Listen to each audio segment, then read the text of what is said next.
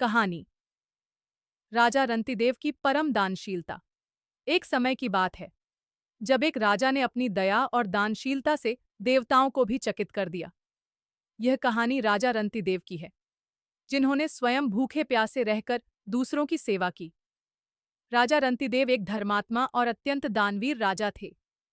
वे इतने परोपकारी थे कि वे अपना सब कुछ दूसरों को दान कर देते थे, बिना किसी अपेक्षा के। एक बार राजा रंतिदेव ने लगातार 48 दिनों तक अन्न जल का त्याग किया था, जिससे वे अत्यंत दुर्बल हो गए थे। 48वें दिन उन्हें कुछ भोजन और पानी प्राप्त हुआ। जैसे ही वे भोजन करने बैठे, एक भूखा ब्राह्मण उनके द्वार पर आया। रंतिदेव ने बिना किसी हिचकिचाहट के अपना सारा भोजन उस ब्राह्मण को दान कर दिया।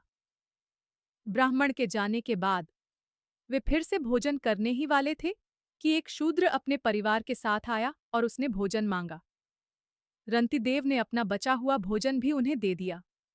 फिर एक कुत्ता अपने पिल्लों के साथ आया और उन्होंने भी भोजन मांगा। राजा ने उन्हें भी भोजन दे दिया। अंत में जब उनके पास केवल थोड़ा सा पानी बचा था, एक चांडाल आया और उसने पानी मांगा। राजा ने वह बचा हुआ पानी भी उसे दे दिया, यह कहते हुए कि किसी भी प्राणी की प्यास बुझाना सबसे बड़ा धर्म है। राजा की इस असीम दानशीलता और करुणा से प्रभावित होकर ब्रह्मा, विष्णु और शिव स्वयं उनके सामने प्रकट हुए।